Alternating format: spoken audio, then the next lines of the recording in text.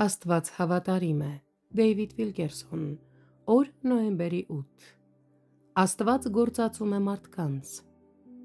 Աստված մարդկանց գործածում է մյուսներին թարմացնելու համար։ Նա այնքան է սիրում այս ծառայությունը,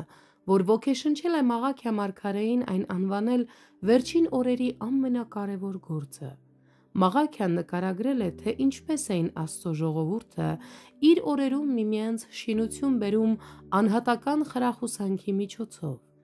Այն ժամանակ իրար հետ խոսեցին Տիրոջից վախեցողները։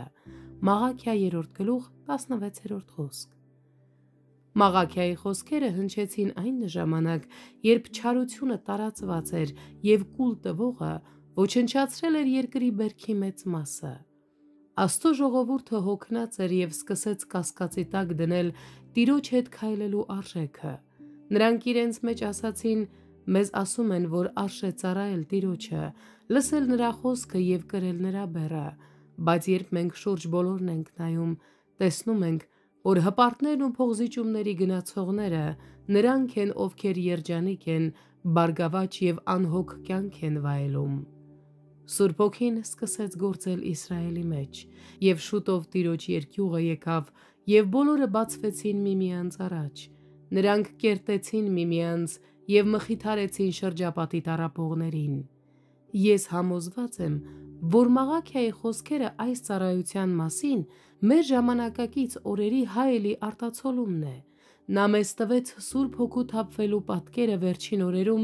երբ Աստծո ժողովուրդը կդադարի բամբասելուց, բողոքելուց և փոխարենը կիրականացնի նորոգման ծառայությունը։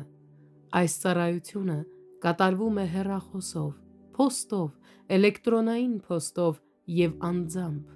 Աստված խորապես գոհ է այս ծառայությունից յուրաքանչյուր բարի խոսքով, յուրաքանչյուր զանգով, յուրաքանչյուր նամակով, տխուրներին մխիթարելու յուրաքանչյուր ջանքով։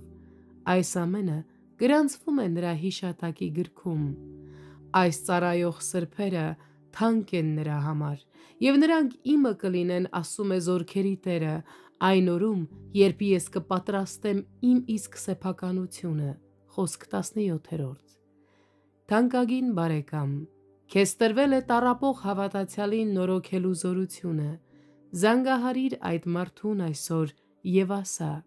«Եղբայր իմ, քույր իմ, ուզում եմ աղոթել քեզ համար և քաջալերել քեզ։